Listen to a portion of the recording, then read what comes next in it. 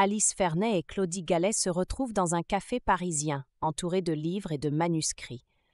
Leur conversation débute par une réflexion sur l'écriture comme acte d'amour, où chaque mot devient une caresse.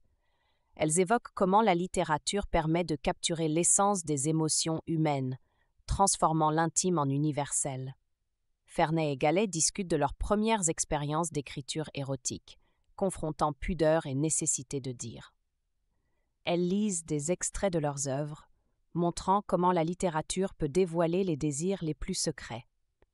Cette audace littéraire permet de libérer la parole sur des sujets souvent tus. Les auteurs comparent leurs textes à des lettres historiques, comme celles d'Héloïse et Abélard. Elles analysent comment l'amour épistolaire a influencé leur style, créant un dialogue entre passé et présent.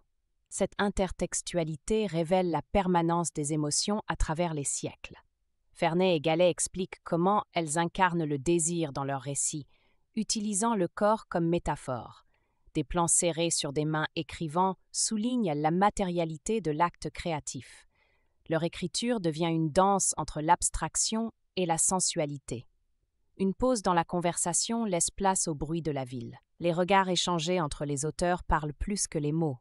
Elles réfléchissent à comment l'indicible dans l'amour, comme en littérature, peut être aussi éloquent qu'un discours.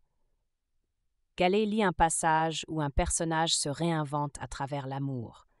Leurs visages se reflètent dans une vitrine, symbolisant la dialectique entre identité et altérité. L'écriture devient un miroir déformant qui révèle des vérités cachées. Les auteurs confessent leurs doutes face à l'exposition publique de leur intimité.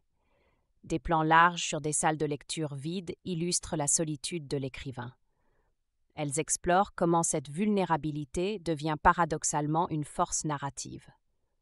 Leur dialogue révèle comment l'écriture amoureuse dépasse le personnel pour toucher au collectif. Des archives de lettres anonymes sont lues par des voix diverses, montrant que ces récits parlent à tous, au-delà des genres et des époques.